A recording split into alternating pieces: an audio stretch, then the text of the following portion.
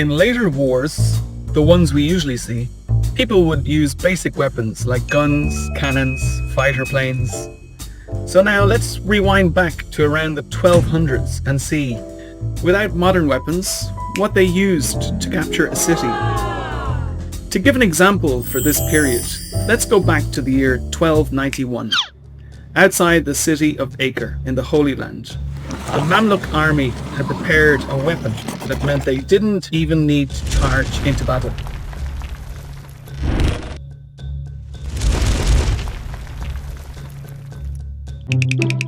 Do you think the wall can collapse?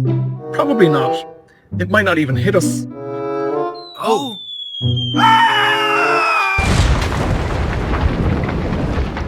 Inside Acre were several thousand defending troops, along the tens of thousands of civilians trapped inside.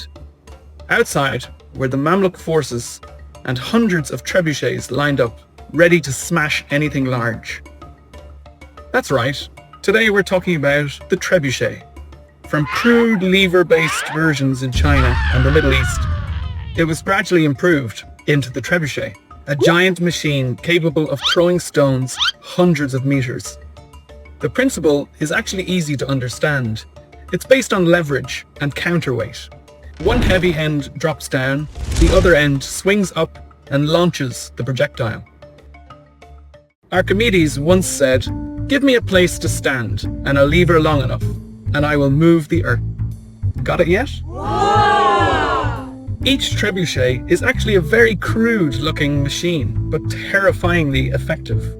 A massive wooden frame holding a long lever arm, one end attached to a heavy counterweight, earth, stone or lead. The other end attached to a sling holding the projectile, all rotating around an axle. There's nothing too complicated, but when combined, it becomes a system capable of launching stones weighing hundreds of kilograms over hundreds of meters, enough to crush walls or anything inside.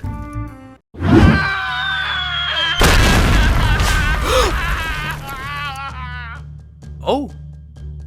Did they stop firing? Maybe they ran out of stones. The houses are all destroyed. It's coming again! The Mamluk army began with a simple but extremely effective strategy. Continuous bombardment, day and night. No letting the enemy sleep, no repairing the walls, no recovery. Given enough time, even the strongest walls will begin to crack. Sleeping a bit should be fine, right? This side of the wall is breached. Coming!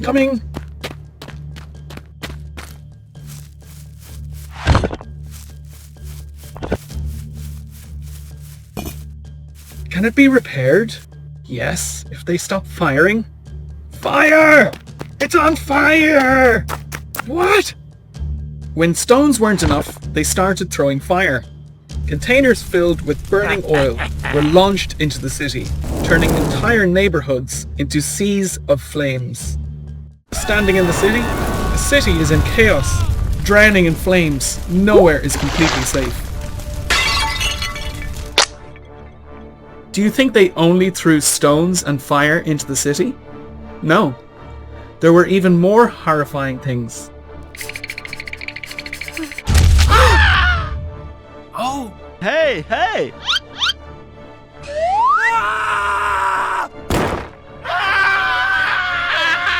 That's right. Trebuchets could also spread terror by throwing corpses into the city, creating disease to weaken it from within. Outside the city, where the Mamluk army was stationed, they finally began planning to take the city. The wall over there is cracked. Fire more at that spot so we can get in. Which spot? To the right. Adjust firing direction to the right. It's so heavy. Keep pushing. We're almost there. It's off target. Pull it back a bit. Bit more to the left. Too far. Go right. 1 hour later. Get up. Don't rest. The aim is still off. You see? The machine is powerful, but exhausting. It's bulky, slow to fire, not very accurate, and when it breaks, it needs skilled engineers to fix it in time. Can this be fixed quickly? I need it now. If you want it fast, do it yourself. When the walls were weakened and defences worn down, the Mamluk army launched a full assault. At this point, the trebuchets had done their job. They didn't need to destroy the entire city, just create enough breaches for the army to pour in. Finally, no more pulling ropes. Ooh yeah! Ooh yeah! Now! Run in! In 1291, Acre completely fell. The city was almost entirely destroyed. Tens of thousands were killed or captured. The Crusaders' presence in the Holy Land officially came to an end. So, we lost?